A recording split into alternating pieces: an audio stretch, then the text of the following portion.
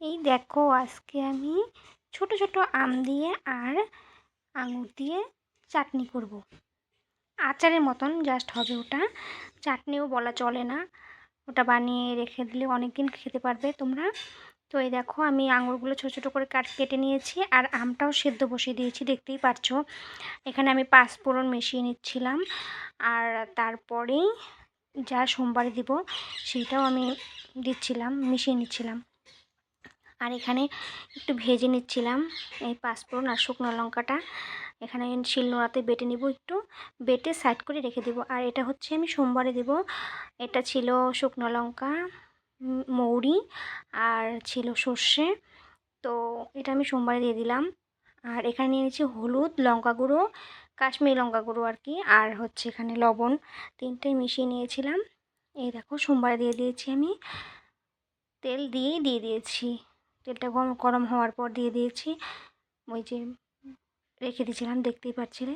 তারপরে যে দেখো আমি এখানে দিয়ে দিলাম আঙুর আর মশলাগুলো, হলুদ, হলুদ আর হচ্ছে, আর এগুলো দেখো আমি আগে থেকে রেডি করে নিয়েছি।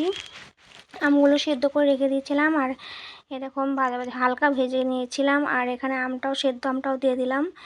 তারপর এখানে আবার দিয়ে দিচ্ছি চিনি আর গুড় আন্দাজ মতো, মিষ্টি, টক মিষ্টি ঝাল যেহেতু বানাবো আমি, তো ওই আন্দাজ মতো আমি দিয়ে দিচ্ছিলাম। আর আগে আমি লবণটা দিয়ে দিয়েছিলাম, দেখতেই পারছিলে, মশলার সঙ্গে মিশিয়ে রেখেছিলাম। আর এখানে আমি একটু নাড়াচাড়া দিয়ে মিশাচ্ছিলাম। মেশানোর পর অল্প 1 কাপ মতন জল দিয়ে দিব। আর এখানে গুড়টা আর চিনিটা গলে ভালো করে আরেকটু সুসিদ্ধ হবে। তারপর ওই যে ভাজা মশলাটা ছিল সেইটাও দিয়ে দেব।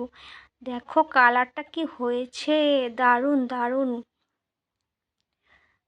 কে কে বানিয়ে খাবে, খেও, অবশ্যই ভালো লাগবে।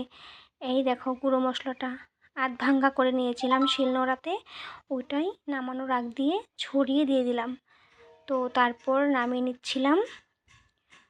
সবাই বানিয়ে খাবে, পুরো টেস্টি হয় এটা, আঙুর দিয়ে আর ছোট ছোট আমগুলো দিয়ে, কড়া আম দিয়ে খেতে দারুণ হবে।